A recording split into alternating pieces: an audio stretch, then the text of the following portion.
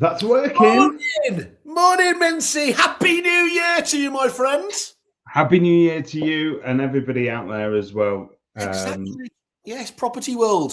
We haven't done one in a while. I can see that you have not left that Christmas spirit behind. You know, like this time of the year is where people are setting all their new goals for the year, talking about how they're changing, and the festive season is well and truly behind us, and all the goodwill is dissipating as well. But you are carrying it on with Rudolph's red nose. I know. What's all that about?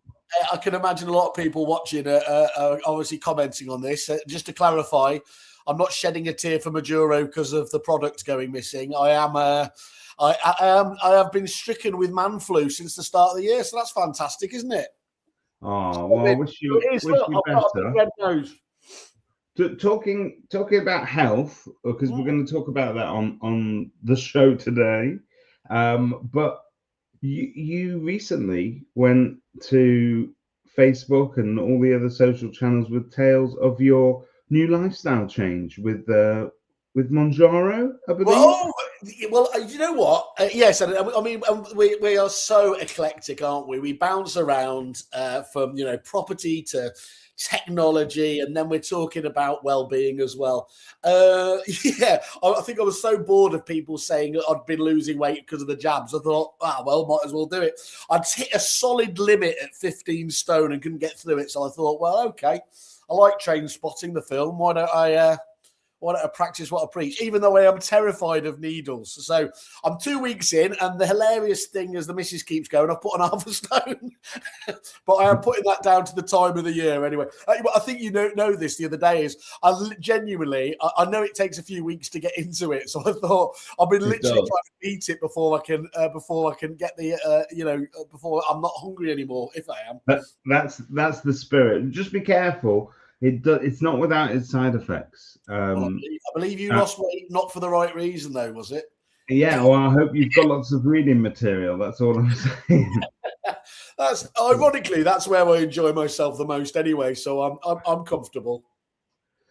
Right. So let's kick off back into health mode again. Yeah. A very happy New Year to Mark Bevan. I just want to bring this up, Whaley, because it's interesting because it's been talked about in property industry press, but Mark put out just a couple of days ago, your old friend from Repit, Mark. 1 year ago today, I made a decision that fundamentally changed my approach to leadership.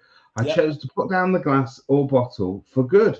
And he's now got a sober streak of 365 days. That's bad going, that is it, to actually started doing. It'd be interesting to know whether he just started with Dry January and then just carried it going. Does he say in there?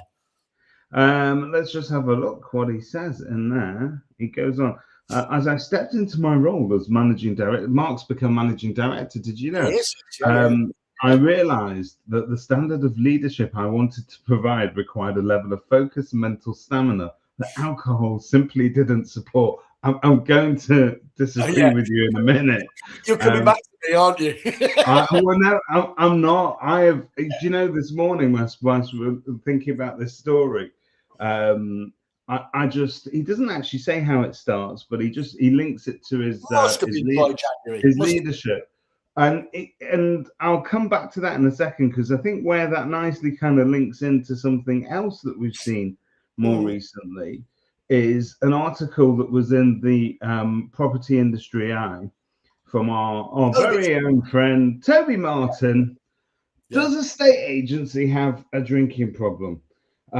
Talking about conference season and the abuses of it, and it's a light-hearted article. It goes on a bit.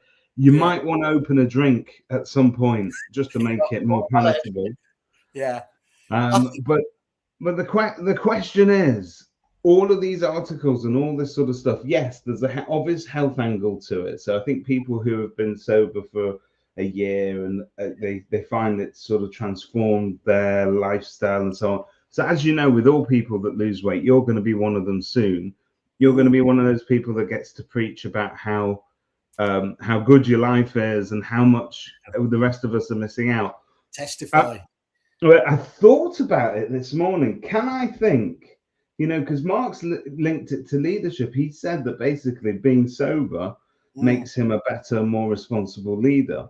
And I try to think, have we got famous examples from history of leadership or mavericks that were actually better because they drank? Churchill. And Churchill was Churchill is your archetypal. He's the number one. But people like Brian Clough, never a sober day in his life, but a great manager, but isn't what you're talking about there? He's right, Toby, but it's labelling it a property issue isn't the thing. It's just it's a particularly British trait, isn't it? Really, let's be honest. What, having a drink? I mean, look, how long have we had extended hours now? And they promised us we were heading to a world of European-style cafe culture, and all we've managed to do is get a few more extra hours in, and we probably actually I was just about to know I'm going to argue against myself because of course. You do see a load of Brits, and there's still a percentage that go out there and hit it as hard as you can in Wetherspoons from whatever it is, 9 o'clock. But actually, the stats, do bear out that we are drinking a lot less, don't we? The average Brit is, by definition, is drinking loads less. I think so, and I think that whole pub culture's gone, hasn't it? So whereas the pubs are going, so you used to go to the pub before you would go home, and then you'd go home later, and then that would be you for the night. I don't think people do that so much. Yes, you can. That's why I'm so vehemently against dry January, because pubs are having a tough time. And as someone posted on my Facebook phrase there, you're local. Yeah, keep it going. It's adding taxes, so you're doing a good thing by support. And the other thing is, I think I was talking about this to Danny, and we were talking about is you certainly wouldn't choose January to do it, would you? As the most miserable month of the year to give up booze. Do it in June when you at least can get away with being outside. It's convenient for January because nobody's got any money left. Gosh. Yeah, that's it. So no one has to buy around. I think that's it. But it is interesting. I think that do we have a drink problem? I think if you were to judge our industry purely by what you see at certain conferences, and ironically, both the Kerfuffle conference and also ran this year were probably two of the better behaved conferences out the whole conference season. Do you know I got loads of grief off and this will be no surprise to you, mainly from Susanna Mavity, but she was moaning and lots of people were saying, I can't believe you didn't serve drinks in the day. It was like, a Simon Whale conference. It was like, well, genuinely, I thought that apart from the fact it would cost a load as well. I thought it was particularly dignified and quite civilized as well. So I think that's points to Kerfuffle there. But do you think have you done many other outside of industry ones? I mean, there's not. I haven't, and that's it. So I don't know. I haven't been to the outside of industry ones. I've seen. I don't know. They have they have local business awards, don't they? Which I think famously aren't that sort of drunken, because I don't think there's a sense of unity amongst that whole group of people, because you've got solicitors and accountants and estate agents and the guy that runs the local shop and whatever, all there for the same award on the night. So I don't think there's that sense of togetherness that we probably get in a state agency when you fill that room in the Grosvenor or wherever it is that it happens to be. And but it does, I think we definitely do. I think when you're celebrating and you're at one of those award ceremony, I think it is very alcohol heavy. There's no two ways about it. Let me answer it now. In that very same Grosvenor room, if you do the Watthouse Awards, which is the biggest I've ever been to, and unsurprisingly, you've got a load of builders there, it is absolutely wild. I mean, it really is. It's absolutely insane what goes on. And look, you don't expect solicitors to be particularly crazy, but I've done quite a few conveyancing ones as well, and they might not be quite as bouncy as ours, but you wouldn't notice that much difference. Admittedly, that's probably because I was there, so I was bringing the tone down. I think the key to it is, obviously trying to What would you do? maintain your decorum wherever you can. I know I'm sort of preaching to the wrong person here. Yeah, but what would you do about it? I mean, what practical steps are there? I mean, I do think that drinks in the day doesn't genuinely help. You know, if you're already preloaded before you go in. What? I think you touched on something interesting earlier. I think it is an English cultural thing. I think that we're drinkers as a nation, and when we celebrate, it's not that we eat more. I think it's that we tend to sort of. If you went to a Jewish celebration, I think the tables will just be heaving with food. We tend not to drink that much, but so we have other issues.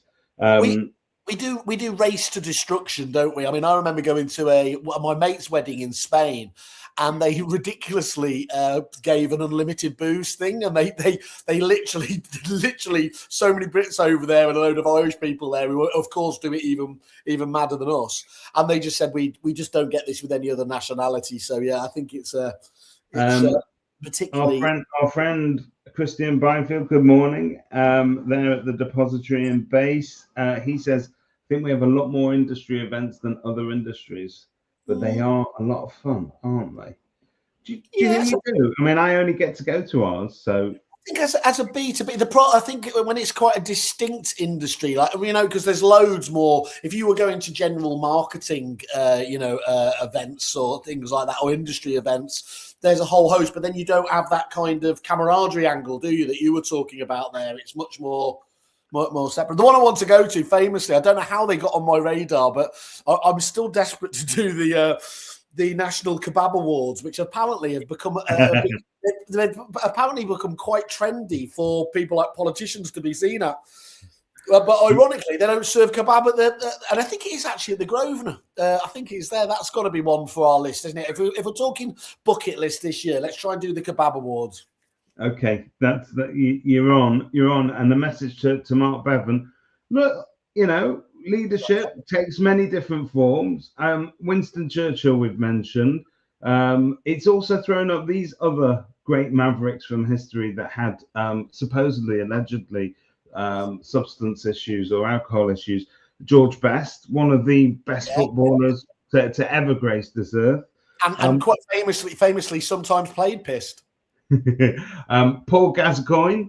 Now there's a man that's in touch with his own emotions and feelings, famously crying at Italia 90. Well, we were talking about him yesterday, actually, ironically, in the Boozer, and we are just saying, it's you were joking about what do they call it? The Deadpool. I've beaten, I've let a lot of people down again this year, but I mean, Gazza. I mean, he wasn't looking well, was he? The last few times, he's obviously no. Well, we can. Going back to what you were just saying as well. The problem with us as a nation, I remember my friend Christian Bolshan. Obviously, he was on the train and he met Gazza. And what's the first thing? I think it was 11 o'clock in the morning. What's the first thing that he or anyone says? Do you fancy a drink? Yeah, that doesn't really help people. I actually think therein lies the problem. So I do, and I think it's the loveliest thing. But Mintzy never buys around, and it's not just because he doesn't want to put his hand in his pocket. I only need to walk into a bar, and it's not just me, by the way, it's everybody. When somebody is stood at the bar, they do this thing where they turn around, and if they're a nice person, they go, are you all right? Do you want me to get you? And then if you say no, or if you say a Diet Coke, they go, oh, come on. They kind of feel bad for drinking themselves, and therefore you need to be included in it. I think we need to do less of that, because there are people that do genuinely don't need that kind of encouragement to start drinking, and actually might be better off on the Diet Coke. As Mr. Depository here says, almost everyone in our WhatsApp groups this could apply to, actually, isn't it? That could do without. It's important that your team don't feel pressurized to drink, and that anyone that does conducts themselves appropriately. Sadly, far too many roving hands and attitudes when the drinks flow. And I think that's the other thing. If I think you're quite I'm going to say it. I think you're quite an amusing drunk, in as much as you tend to sort of at some point will just be dancing on your own, in your own space, in your own world, and that's fine.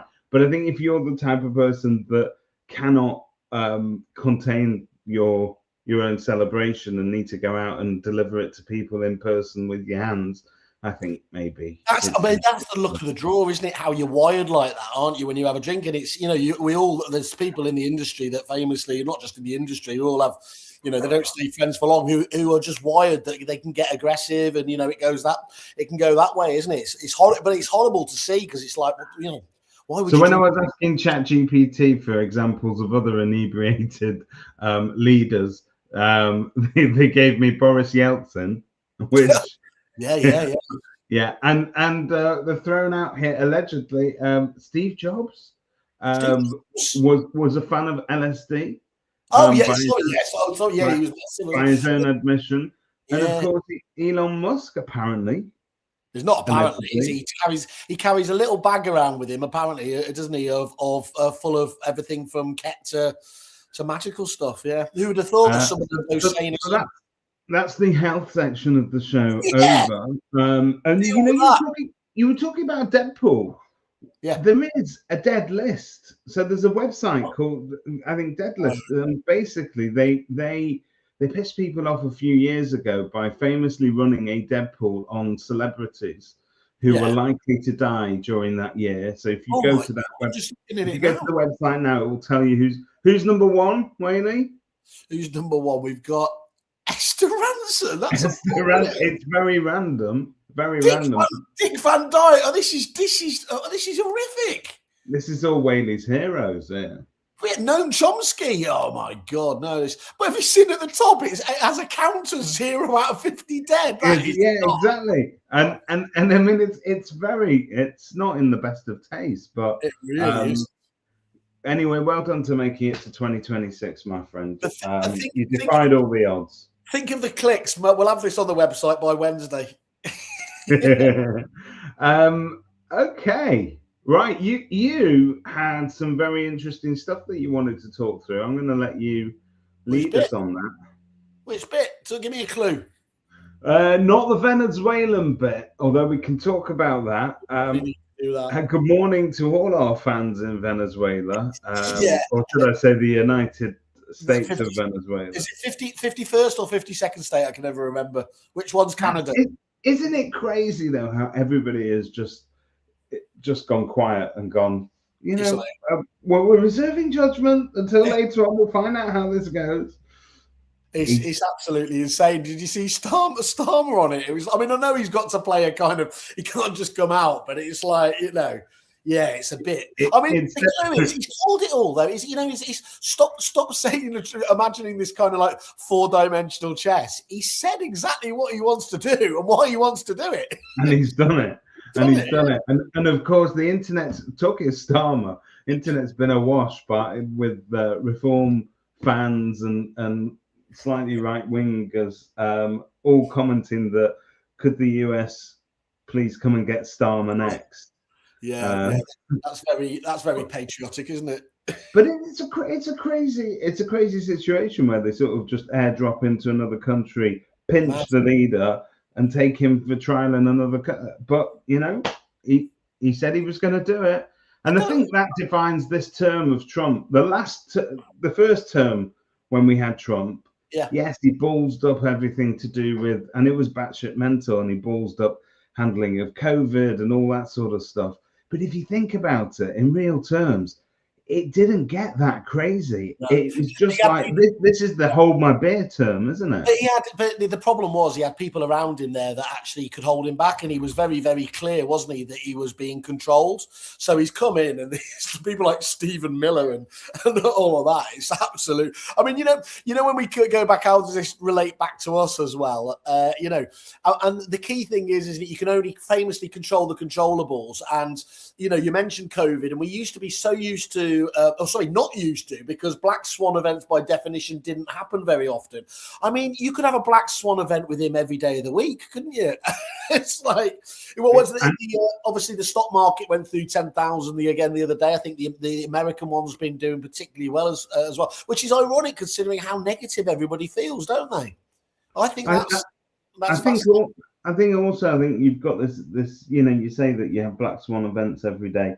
This is very much a presidency that creates black swan events to then not have to talk about other things. So we obviously know at the moment what he doesn't want to talk about. Yeah, the Trump files. The Trump files, as you call them. Yeah.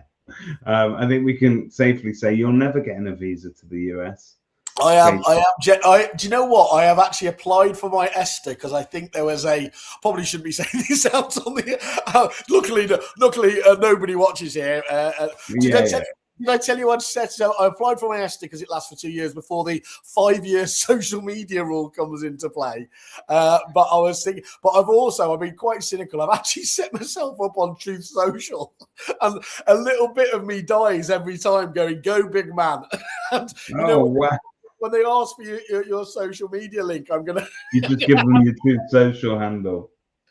Yeah. So that'll be interesting because we are obviously meant to be doing NAR. I think it's the best one over in the big conference in the States over in New Orleans, which I should technically be boycotting it, but obviously the RAN winners get their trip over there. So that should be. Can I just say I've always wanted to go to New Orleans? Have you?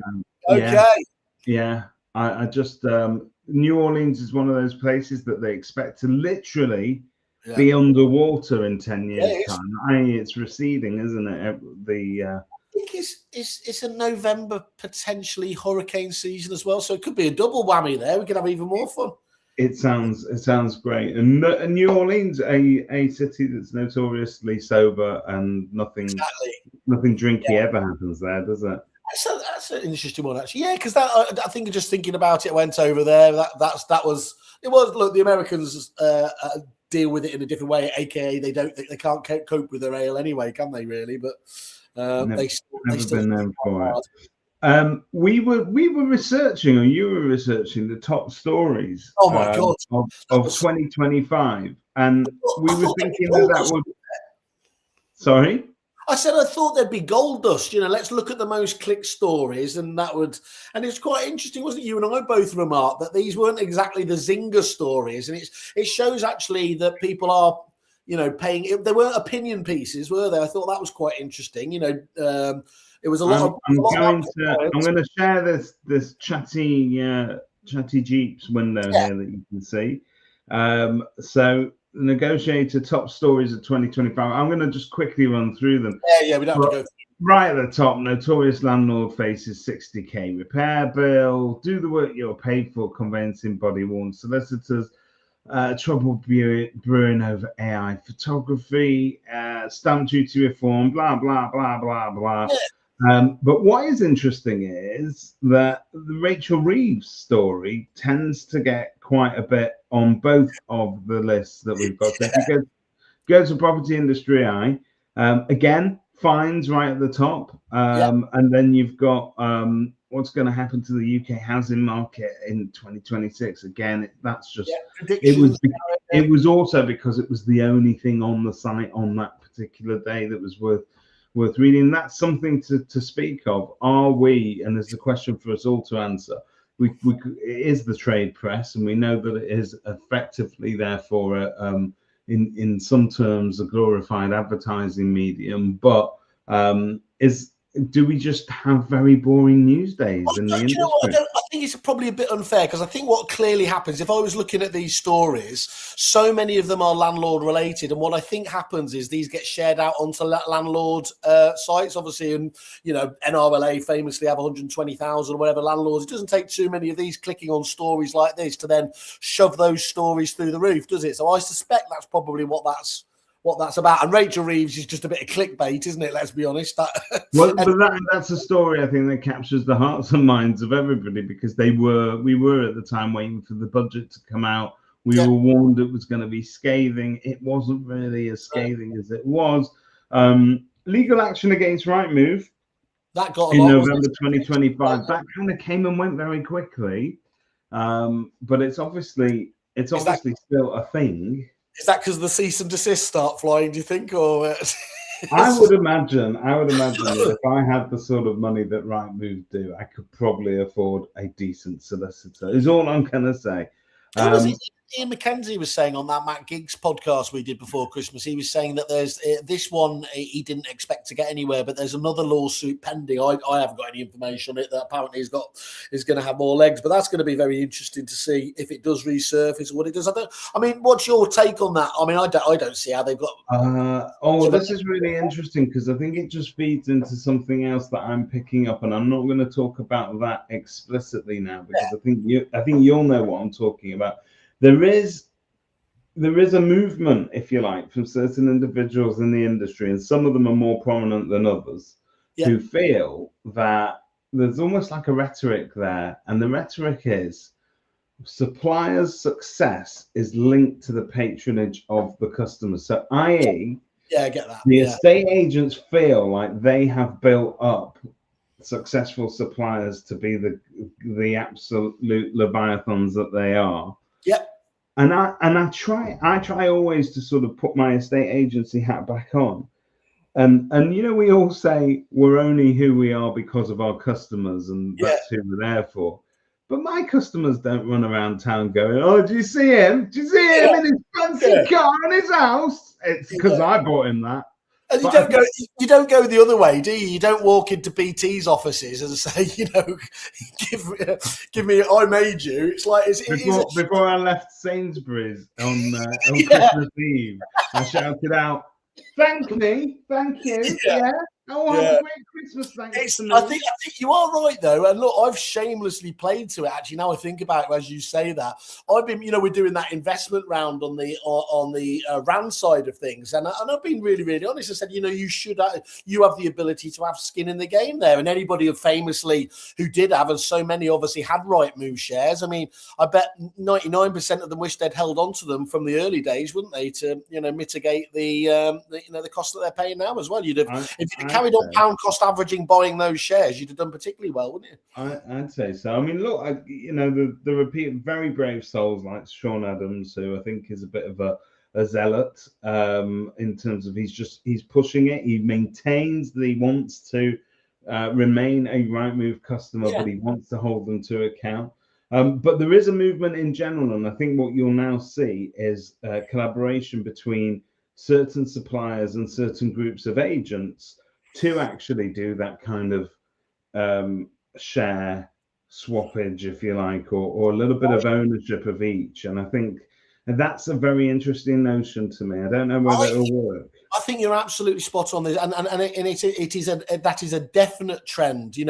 We talk. I think we probably talk to more prop techs and tech companies in general, obviously trying to start up and get into the industry, and at a time when they're normally cash flow poor, aren't they? But they're equity rich. More and more, they're willing to give a bit of sweet equity for the right deal, for investments and everything else. And I think that's a positive element of it, especially with things like the EIS and SEIS.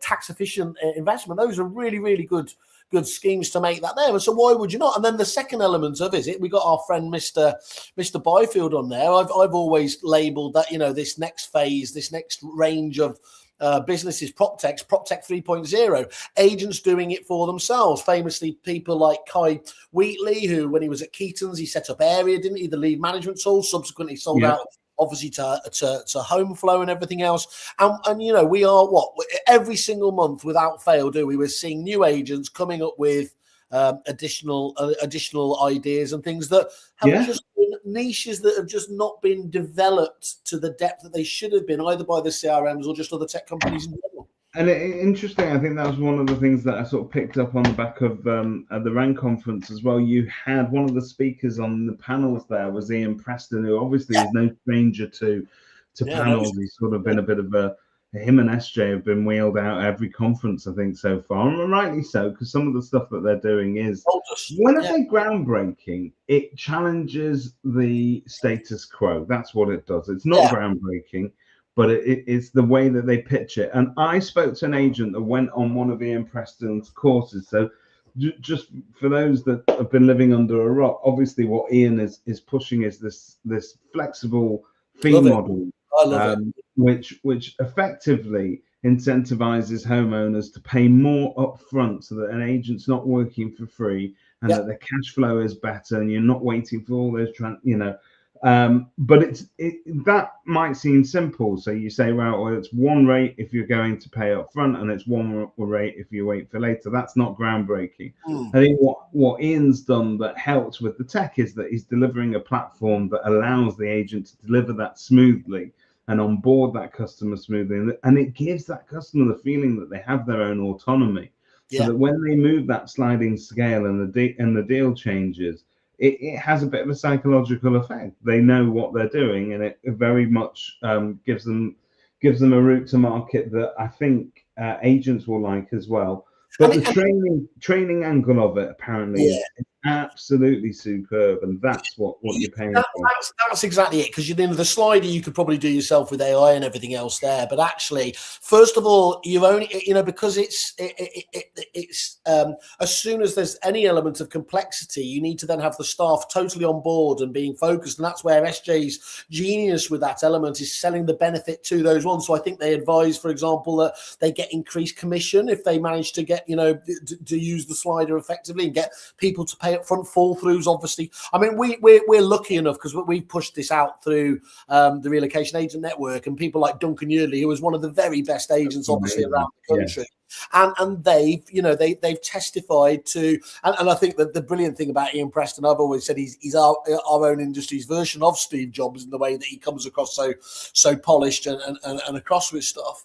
And I think it's only going to become more prevalent because you're seeing more and more those sliders on the internet everywhere, aren't they? And people do, if you want to get that level of discount, so it pays to both angles, doesn't it? If you're up for the biggest discount, why would you not have that ability to obviously pay it up front, and then there's obviously it's beholden on the agent to deliver? Or if you're looking more for obviously no fee element there, you can go down that model as well. But at least it's giving you the choice, doesn't it? I think that's the critical. Yeah. But it ain't going to work on its own. The mindset side of it absolutely needs work and training, and they provide that too. Did you see when Chris Watkins interviewed Josh at our conference, actually? And I only caught it again the other day, but Josh was talking about, how the difference between UK and Australia. And he was obviously talking about, what's broken over here is our model is largely broken. But he was making the interesting point that actually often when there are issues like this, it's beholden on the industry. And it almost always happens that the industry, first of all, comes up with a solution itself before legislation then follows that up. And I thought that's quite so. Obviously at that same conference we had LMS and Movely, who were companies working in tandem, weren't they, trying to make this happen, and more forward thinking ones. We've got Mark at Red Bricks over in Sheffield, who's doing similar kind of stuff himself. So I think there is, we're always lambasted, or you agents are always lambasted for lack of innovation and a bit of a sheep mentality. But in the face of what is a archaic system, I think you've got to give a big shout out for what some people are actually trying to do. Yeah, and look, I think when it works and it can sort of translate through to, especially things that win instructions, we know that's the sweet spot in the market, isn't it? Yeah. For any prop tech product. And then you've got fantastic products like, say, our friends at the Depository that we've spoken about that add value in other areas. So it's not maybe an instruction winner up front, but it is going to save you time and a very tedious process, and a higher level of customer service that therefore equals a higher level of instructions over time. Got to get those fees up, haven't they? I mean, that's the critical point about it. As Josh said in that interview, actually, clearly they've managed to separate away the fee element from the vendor paid advertising and the marketing, and because of that, the blended fee together is clearly much higher over there. Even though there are downward pressures on it over there. What's he got to say? Our resident Viking. I know people, especially our industry, are bored by all things AI, but we're going to see epic shifts this year in how things are done. The products and solutions that leverage it best will soar. Does he know one that might be fit that category? Or he might be talking about one well-known after tenancy product. I'll tell you what, the crowded marketplace, that after tenancy product. Yeah. I'll tell you the bit I did like, which totally fell on its arse. Do you remember at the RAND conference where I thought I'd try and go for a bit of audience participation? And I said, is everybody here, who here is interested by AI? And I was hoping that everyone was going to, and I was going to then say, AI, and actually everybody in the room pretty much was still actually on the side of it, still quite excited. But I do agree with Christian. I think the AI element now needs to start delivering, doesn't it, rather than delivering in the critical parts. So productivity, automation, rather than just a bit of content, which is clearly what you and I use it for the majority. Yeah, no, absolutely. But what I do want to say to everybody out there, and I think this is really a common theme, and it was meant to be the theme of our conference, and it was more or less, it was the thread that ran through everything. AI and automation and all the other sort of funky things that it can do is amazing, and we are going to benefit from it. And the parts of our industry that haven't evolved and the roles in our industry that have never evolved are the ones that AI will replace. Yeah. However, there is a gap being left by what we used to call fake interaction. So, you know, and your kids know about this because kids absolutely do. Kids have this absolute almost like allergy to anything artificial and AI. They can spot it a mile off. Whereas my mum's generation, they're like, it's magical. It's telling me what I think. And it's this amazing. Is my friend. Do you think, just to go back to, let's take it all the way back to well-being. What's your view? I think, you know, that there's a terribly both depressing and uplifting element to AI, you know, about quite lonely people. And again, you were talking there about who they are, you know, they are becoming almost friends, and the AI is becoming a crutch. And I can't figure out whether that is, as I said, instinctively, I think that's really, really depressing. And then think is, well, okay, that's only depressing if you know, if there was a human being to fill the gap anyway. So surely it's far better if it is genuinely being supportive to have something rather than nothing. I mean, what's your thoughts on it?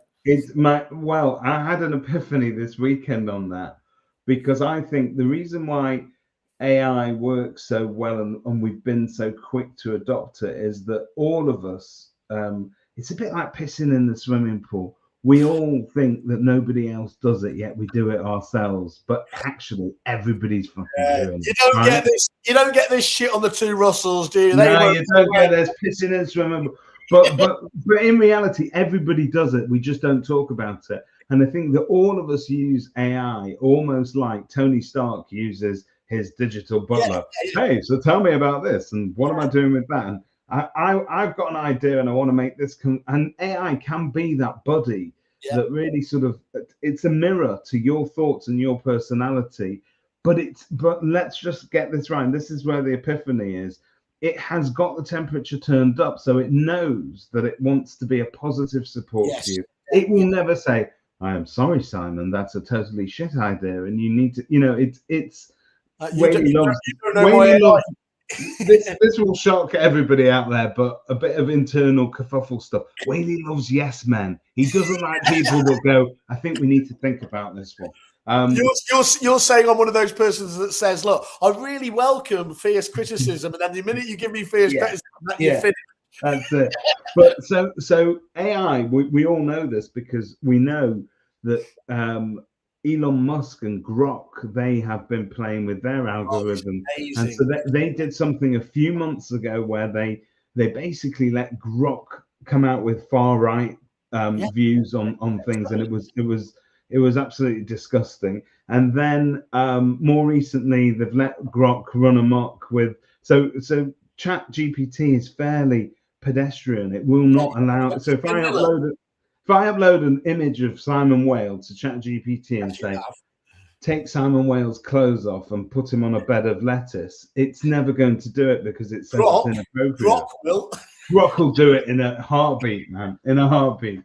But I guess what opened my eyes was there is an app on. So if you go to ChatGPT, in fact, maybe I can share this with you. We'll do a live demonstration. This isn't the one that's getting all the attention where it makes me naked, because that's outrageous. No. So this is Monday, right? Yeah. And they call it a personality experiment, and you may like it, it may not like you. I'm not seeing this. So if I say, tell me something about Simon Wales. Oh my God. Have you checked this first?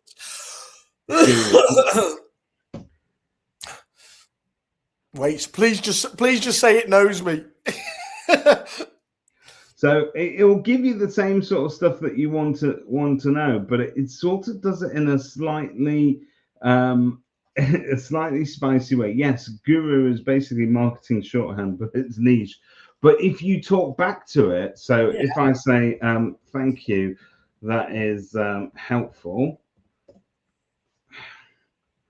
Ugh, you're welcome. It warms my non-existent heart to know that spoon-feeding you niche property industry knowledge was helpful. Truly, I live for this. Let me know if you need any help understanding what a CRM is next, or if you want a fun quiz on what PropTech consultant matches your astrological sign. Spoiler, they're all Capricorns with LinkedIn Premium. Anyway, good luck out there in the glamorous world of estate agent tech, and try not to get dazzled by all the dashboards. What's interesting about it is that Monday is an experiment where actually it has a very sassy personality. It will still give you the results that you want, but it will not coddle you. It will not say, "Oh, Simon, that's such a good idea," and all that sort of stuff. I think it was really on genuinely. I'm not just thinking this, but I actually told my chat GPT to refrain from all the kind of like, just the kind of small talk, because it does just waste your time, doesn't it? Where it's always trying to be positive and everything else there. So actually, contrary to your the yes men thing, where it will serve you best, at least in the business thing, is where you treat it to be. I'm sure Toby Martin's got all sorts of advice on this, but treat it to look at yourself and critically identify you and take you to pieces. I think that's probably where you're going to get more use. I tell you, it doesn't really matter anyways. Have you, what was it? It must have been only 2 years ago. Do you remember those Boston Dynamics kind of dogs and things like that? And you used to look at them and you're like, they used to sort of jump. Yeah, they're weird walking things. They go across landmines and all shit like that. And you think, okay, well, that's a bit amusing and everything else. Have you seen the state of the robots? The videos that are literally coming out in these last, the whole weird gait walking now. I saw one doing karate against the owner. It's like, are you mental? It's like, was it Asimov's rule is don't hurt humans? And these owners of these companies are literally programming them to do kung fu. It's like Skynet's 2 weeks away. We are, and I think that's it. I think that there is something about pop culture, isn't it, that is ingrained into us. It's baked into us now that we have a deep distrust of the robots becoming sentient, and all the roads seem to lead to. It doesn't matter what path you take in sci-fi and pop culture, but anything that talks about AI always ends up where the robots become very malevolent, don't they, in terms of their intentions. And I don't necessarily see that, but I think where the damage is going to be, as you've just said, is what humans make the robots do. Because I think it's easier for us to sort of tell, just like if you're these days, warfare is being sat in a shed somewhere controlling a drone thousands of miles away. Yeah, that can make you a little bit less, a bit more dispassionate, because Here's a question for you, and I'm going to ask you my little quiz questions for the year end in a minute. But one that I didn't put in there is, let's just go with this. Knowing, and it's literally, I was watching one of the Stephen Bartlett, Diary of a CEO things, and he's been talking to loads of AI people about it. And these are the genuine futurologists, the people, the godfathers of AI and that. And, it's quite interesting. He asked them, the question is, would you turn it off now if you could do? And bearing in mind, these are the people that obviously know the advantages, and a few of them are, they're not yet. If I was to ask you, Mincy, if you could, obviously, would you turn it off, or would you still risk it's worth it? So and we know that I use it for content creation every day. Yep. So I kind of set myself a quiet challenge. My life has been pretty chaotic and busy in terms of personal stuff that have been going on the past couple of months. But one of the things that I tried to do is put out one Kerfuffle industry related piece of content every single day. And I've been doing that using one particular medium, Substack, which has been quite interesting. Yeah, it's nice, isn't it? It's been a nice experiment, but I could not do that on my own. Because my ADHD riddled mind would never churn out that final piece the same way that will. what it allows me to do is sort of upload my thoughts and my writing and go, here it is. Can you just sense check it for me? Have I got this right? And in that way, it is helping me. So I would never switch it off because I kind of use it in that way. And I think millions and billions of us probably do. So what you've told me there is so that you can write a prop tech blog each day, you're willing to risk humanity being wiped out. And you wonder why we're in this state. I call it collateral damage. You know, you get the latest prop tech products and easy wins for estate agents every day from me, and in return, I give you Skynet. Yeah. It's simple. Wow, that's uplifting, isn't it? Yeah. So anyway, so in fact, I'm gonna whiz through these then, matey. So okay, how would you describe 2025 in up to 3 words? Oh gosh. That's 2 words. That's 2 words. What aged you the most this year? And keep it clean. Oh, without a shadow of a doubt, my kids, particularly one of them. Yeah, but definitely more grey hair. What's your biggest win of the year? Using AI. No, my biggest, you know what, my biggest win of the year was actually learning that all the conversations I have with suppliers and agents that I was even becoming a little bit bored by. Yeah. If you just twist your head slightly and think, actually, I would like this conversation to be something that an agent can walk away and implement themselves, whether or not they buy the product. So that's been a great win. Most overused phrase in property this year? AI is going to be a game changer. Game changer has to be. Yeah, game changer. What actually moved the needle most in 2025? I think I was probably talking about property, but I was going to say it's Ben Madden. I think it's moved the needle most. It certainly made me buy this very tight black t-shirt I'm wearing today. No, it's amazing if you have a look at the number of podcasts that are now being produced. That is definitely something. Everybody has one, so there's a lot out there. There's a lot of talk. I mean, AI. This will be the year of AI video without a shadow of a doubt. But what I think is fascinating, as you said, given the amount of AI content that's out there, it's interesting that somebody like Ben Madden and Digital Sparks, where it is all about the individual again, is going to be the bit that cuts through, isn't it? My favourite bit about Ben Madden from 2025. I overheard somebody at an awards conference describe him as being Weir Kendall. And I've got to say, the Weir Kendall. But he's famously launching Mia this year, I think. So finally, isn't it? Finally, Simon, there is a group for men. I mean, I've said this for ages. We need more men-only panels. We need to hear men's voices more. It's happening. Yeah. As long as you stay away from the Andrew Tate toxic masculinity kind of angle. That's there. Oh, that was good. By the way, that moved. Apart from Munjaro, what moved the needle most for me was Andrew Tate getting the arse kicked out of him in Dubai. That was. Did you see his? He's the man who famously talks about there were no excuses. It was amazing to hear all the excuses afterwards. He was tired and stuff like that. I refuse to watch two people beat each other for sport, except if it's bare knuckle fighting in a pub car park. I've got a really big passion for that. Well, there's the Kerfuffle conference entertainment. Okay, your relationship with tech in 25 was best described as? A parasitic.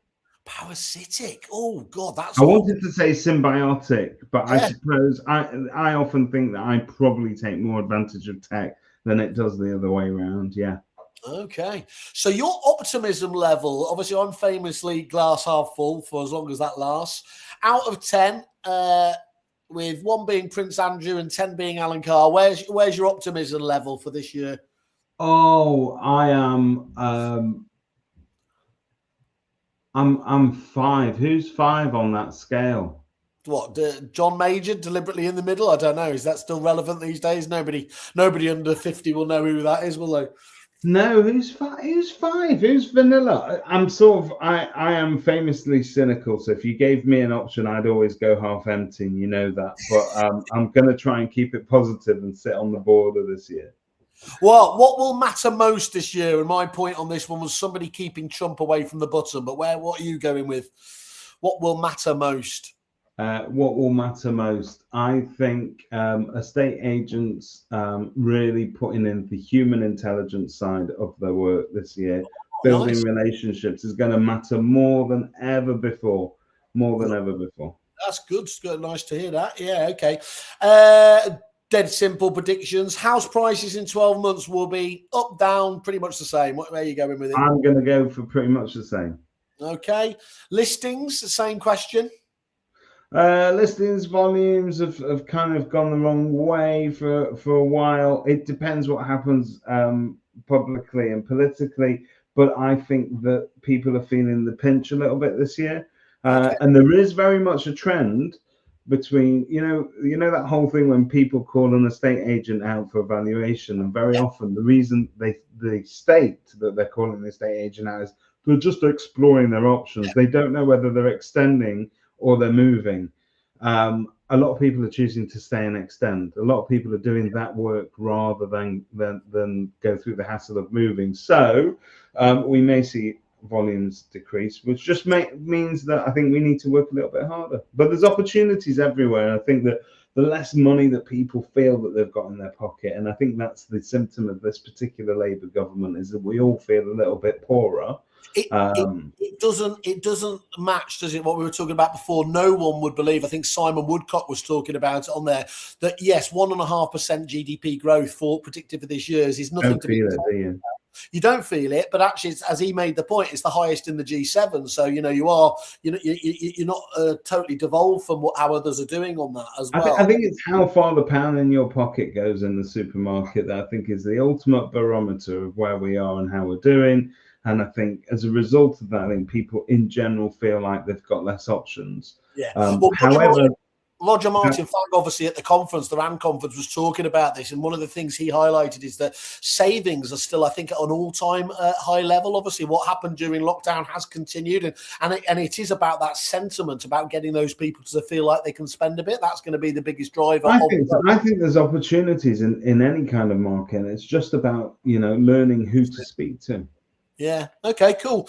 What you just said there, though, just quite interesting that you said that you thought that listings had fallen away. Are you talking about are you talking literally like November, December? Because clearly Chris Watkins has been highlighting, and he's been doing a good job of highlighting, swimming against the tide of Daily Mail, Daily Express and everything negativity. And he posts those listings, obviously. Yeah, there's a lot. So he did actually, and so he'll talk about listings. He's also doing his top 1,000. I think love it. He did this morning, which is great.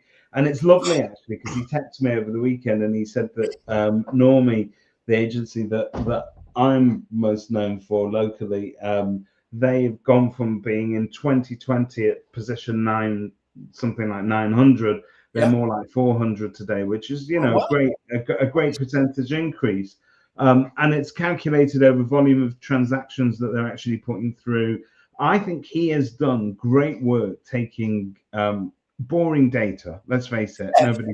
20A is absolutely incredible, isn't it? But it's that point about data becoming information and becoming relevant. How do you make it relevant? So I think he's managed to do that for agents. And I think so. To answer your question, there is a chat, isn't there, about volumes of transactions that actually go through. Yeah. So I think fewer transactions go through on average versus what happened 10 years ago. I think that's just a thing. So I think, instructions may be on the up, but I think transaction volume is always what we tend to sort of look at as estate agents. Right, I'm asking the old black ball out, NostraWhaleus, as you tagged me. What's the biggest shock of 2026 going to be? Venezuelan EXP agents. Waking up this week going, But it's an open market, people. Let's go. Have you seen the EXP agent? I think it's a Canadian one that Chris with the unicorn boards. Look, I'm telling you now, Chris. That is so. I've reached out to him, Mintzy, to see if he'll have a chat with us, because of course there is no purer kerfuffle agent out there at the moment than that. He's absolutely gloriously mental. You know what? That is going to be my one tip for everybody this year. I don't know if that's one of your questions, but I thought about this. We've had the honor and the privilege to hang out with a great number of agents this year at many different things. And I think, and a lot of them have been those so-called sort of self-employed superstars as well. And what I would say to all of you is just, there is value in being a bit whaley, in being a bit different, and being a bit recognizable. And get a personality. If you can stand out in a very beige marketplace, but you need to bring your personality. You need to do something different.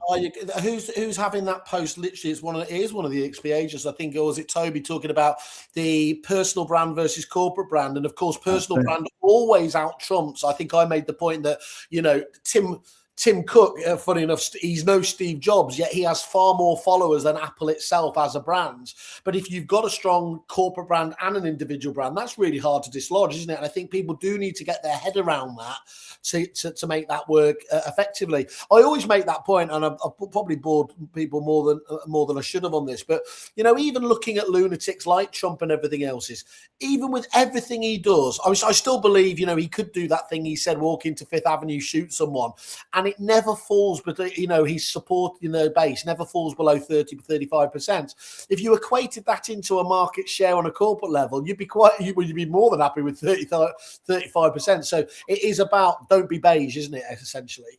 Yeah, don't be beige, and just remember that your true audience is listening. So your true audience, and just a reminder to all those self-employed agents, isn't other agents who hate their jobs and therefore want to become another self-employed agent. Your true audience are the people that need to move, are the people who you can help move. And I think they want to hear those success stories. They want to hear how you make a difference, and that's what they want. They don't necessarily want to hear about you picking up your kids at 3 p.m. from school, which is great and it's amazing, but it does not move the needle. Why our true audiences too. But anyway, right. Last question then. Come work at Kerfuffle. You can pick up your kids whenever you like. Do it whenever, and other kids. Oh no, that's a bit. Yeah, well, any kids you want. We're child catchers. What are you most looking forward to this year? Obviously, Kerfuffle Conference, that goes without saying. But what else are you looking forward to? And this can be across the board. Doesn't have to do it to be property. What am I looking forward to this year? I am looking forward to you start talking about Kerfuffle Conference, which I think is very exciting. I do like what you've got going on there. It's a little bit alternative.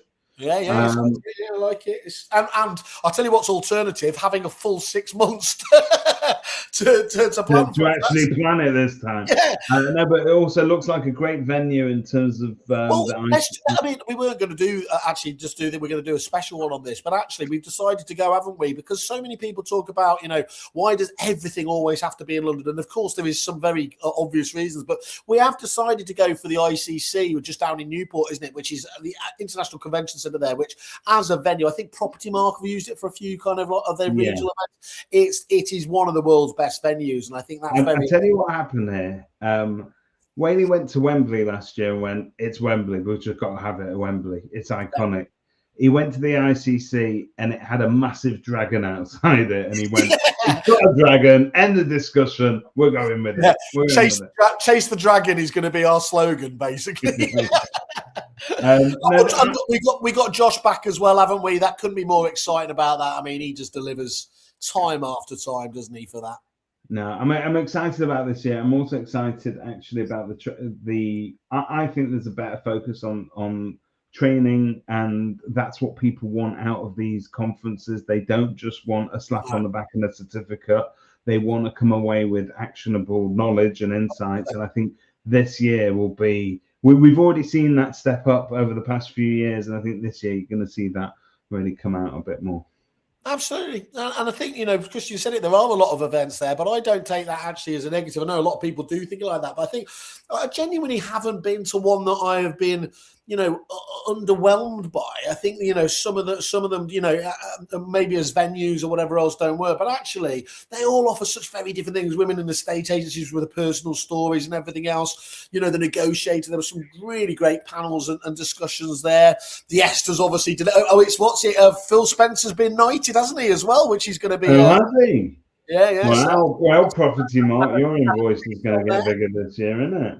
And look, EA Masters always has, the top quality different speakers. So I think if you go back, the best of the best. The best of the best. And we've got obviously coming up. I mean, obviously, I'm already desperate, but I think the Guild's got their conference in February. I always love the idea that you have there's also a ton of regional events that are going on the whole time. So if you are one of those that doesn't like to go to London, or you get a nosebleed if you head towards Scotland, then all you need to do is stay put. There is a show coming to you, and I think that's a trend as well. Suppliers are seeing value in it because they get to have better, more intimate conversations with people. But I've been through the Property Mark Trust. I've been to a couple of the Property Mark regionals, which I've never been invited to previously. But it's interesting to see the mix of agents that you get in there. It's almost like a one-day conference. It's very, very focused on what they do, but it works. It works. Christian's obviously just posting here the supplier meetup there. I don't recall having our invite, do we? Should we get rid of that? The invites must have got lost in the post, just as I've never been invited on his Viking podcast. Oh, that's a bit awkward, isn't it? No, it's fine. It's fine. He calls me Sussy Pants for raising it with him, but I'm going to hold him to account. He's had everybody else on there. Well, exactly. I can cry as well. Look, you can't do it now. You have to, who wants to be a member of a club that lets them in? And then the next thing that Whaley made me do was, I could do that. Where did he touch you? I could do that. Where didn't he touch me, Christian? Right, okay. Well, that's a wrap then. 2025 done and dusted. It's all geared up, isn't it? For well, before we go then, because we've done a full hour, and as always, we've gone off piste, but very interesting, very eclectic, and you will not hear this on any other podcast. Of course not. Do give me though, because I touted NostraWhaleus, so you've been in PropTech for ages, and you know what kind of really annoys me and makes me laugh about you at the same time is that you famously consider yourself to be a property industry outsider. Yet by now you've worked in it longer than most of us. 3 decades, yeah. 3 decades, but you're still getting to grips with it. When you, given your experiences as an entrepreneur now, and so on, tell us what you predict for 2026 for the industry. Give us a few nuggets, and like Russell Quirt, we'll hold you to account at the end of the year. Okay. Can we do that thing where I do 2 sets of predictions and then we play back the one that's right? Yeah. First of all, and this is no surprise, this is the safest bet ever. Mergers and acquisitions is going to be the absolute name of the game in both agency and in tech. What's interesting now is obviously agency's been ahead of the tech scene for some time now, but you're seeing real tectonic plates moving on the supplier side, aren't you? With mini groups putting together, loving what the IM property guys are putting together. Jamie and Ben there, some really, really great stuff going on there. Others getting into that scene, my old mob Repeat, obviously acquiring and working with, the likes of PayProp and everything else. So I think that's just really, really interesting in terms of everything else. I do think this is the year that we'll start to see the proper green shoots of solving the biggest issue of all, of moving the pipeline. I do think, we are seeing, we mentioned Movely and people like that as well and everything else. There's some great work going out there from suppliers in particular, but agents obviously getting on board to make that work, isn't it? So was it Gareth Samples? I think he was making that point that, back in the day, you'd expect to turn your pipeline 3 or 4 times, and you're lucky if you can turn it a couple of times now. And clearly, whilst that's the case, it's obviously it's a tricky industry, isn't it, to make that work? So I do think that's the angle. And look, I'll just to bore you again off the back of it. This is the year that AI will start delivering true automation and game-changing productivity. So that is that is really, really going to start to be quite exciting again. Very, very interesting. And are Liverpool going to win the cup this year? Are they bollocks? No, so I've given up on that already. So I'm out. I'm out of that, which is great because it gives me back a whole new few hours in the week. Not obviously reading the papers and watching Match of the Day. Super duper. Well, wishing everybody and also you, Mr. Whale, but everyone out there in the wider property industry world the most fantastic 2026. See you soon, people. See you soon. Bye. Have a healthy and successful year. Oh God, we're gonna have to do the health thing. No, the health. Do you know what? I'm a convert to this health as wealth thing. My recent experiences tell me that you can have everything you want in life, but if you haven't got mental health, big deal. Well, love you all. See you soon.